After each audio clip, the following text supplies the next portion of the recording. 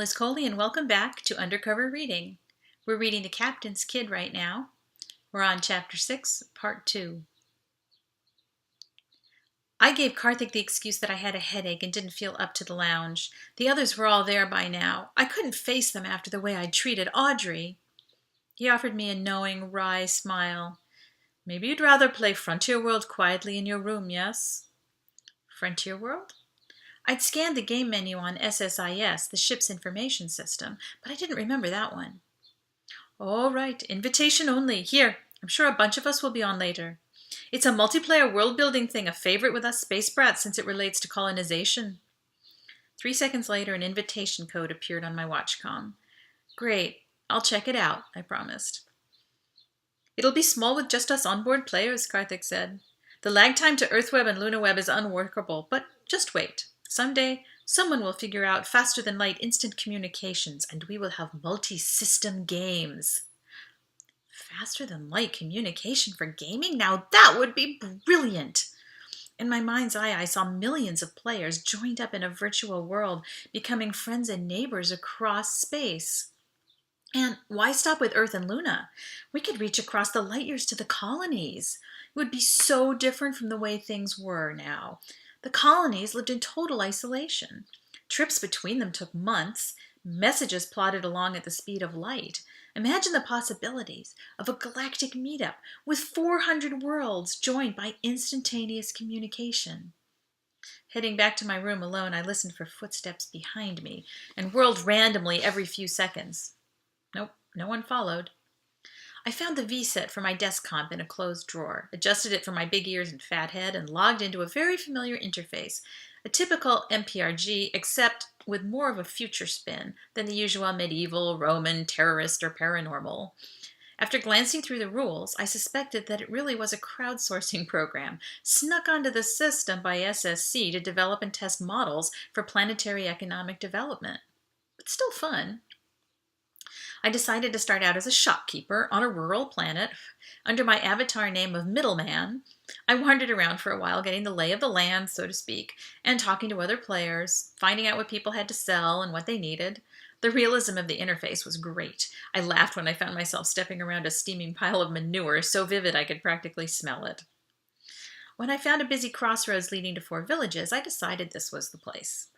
I hired 2 lumberjacks and 2 carpenters to build my store, taking my starting game credits down to a perilous 14. And then, amidst the sound of chainsaws and hammers, my watchcom chimed again. Dad telling me he finished early and would wait for me in the dining room. I patted my sloshy stomach. Oh well, always room for a little more. Dad was seated at a table for 2, no Miss Jan. No competition for his attention. The server appeared immediately with the choice cart. I'll have the vegetarian, please, I said, whatever it is. Dad raised his left eyebrow quizzically. I visited the animal farm today, changed my life. Interesting, Dad murmured. Meanwhile, the server slid a plate in front of me, a mountain of brown rice in the middle, surrounded by a halo of sprouts and thin, crunchy noodles. He ladled on a generous glop of sauce with mushrooms and chunks of what looked like chicken. I pictured the happy hens. Hang on, are you sure this is vegetarian? The server smiled. Soy chick, he said. Soy chick à la roi, to be precise. Sounds great, I'll have the same. Dad flattened his napkin over his lap. So, now you're a vegetarian? Yeah, Karthik got me started. Until he brought it up, I never thought much about where meat comes from. It's not like we ever see living animals on Luna, but when I made eye contact with my potential meal, something just clicked inside. Dad smiled. You know, your mother always ate vegetarian. Mom? Really? No, I didn't know that. How could I not know my own mother was vegetarian? What else didn't I know about her? Lots, now that I thought about it. Did she have a favorite color? Flower? Song? Did she love dark chocolate like Aunt Manda? Did she whistle in the shower like Dad? I'd only known her through the eyes of a small child, and at that, only for the brief gaps between the long, long missions.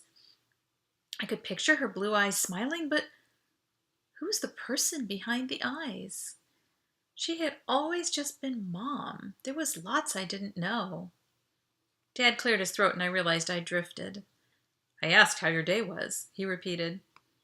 I was used to answering questions in such detailed outbursts as fine, okay, and lousy.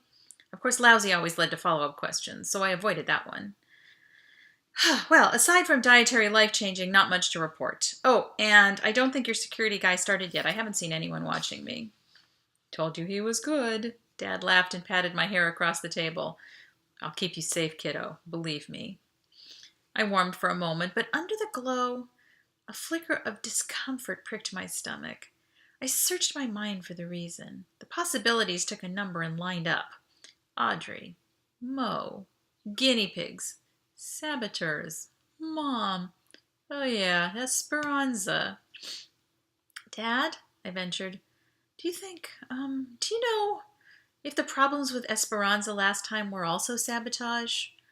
If they were trying to stop the mission this time, maybe the same people had been responsible for Mom's crash. How much had the investigation revealed anyway? No one had ever said a single word to me. Dad misinterpreted the point of my question. I hope this isn't too much for you, Brandon. Concern was heavy in his voice.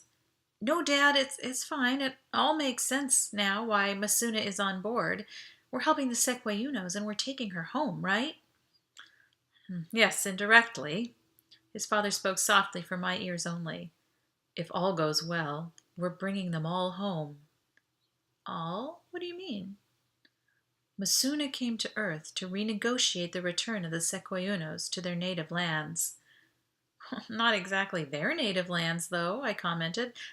They're not natives of Earth, none of them. They're natives of Esperanza. It's complicated, Dad answered. Don't worry, the diplomats have it all worked out. A sense of worry nagged at me in spite of Dad's confidence, but I couldn't put my finger on the problem. You know, I haven't seen Masuna around the ship since she first arrived. Is she okay?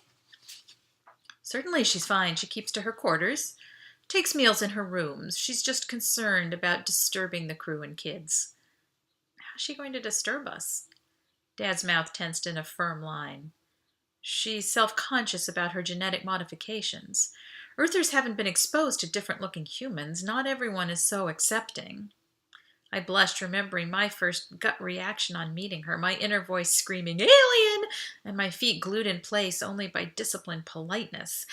Then I'd seen her as a woman of grace and dignity. Dad continued. Besides, Earthside public sentiment has always supported preserving the human form. All 8 billion of us are essentially the same Homo sapiens sapiens version 1.0. Our differences are superficial. Height, girth, coloration. The gene-modded colonists have always been out of sight, out of mind. No one comes back. I pictured Masuna on Earth. One alone in 8 billion. Dramatically alien except for those dark human eyes. I imagined the stares, the indrawn breath, the disgust, the fear. People treating her as something nasty to be avoided. Dad wasn't telling me the details, but I could read the truth in his eyes. Had the crew kept away from her too? My heart squeezed painfully. I knew a little bit about being the odd one out, but nothing compared to her. How could I apologize on behalf of all humanity version 1.0? Can I visit her? I burst out. Sure you can, of course, Dad nodded. She'd love to talk to you again. It wasn't until after I left that I realized my sabotage question had never been answered. That is the end of that short part. Please come back for the next installment.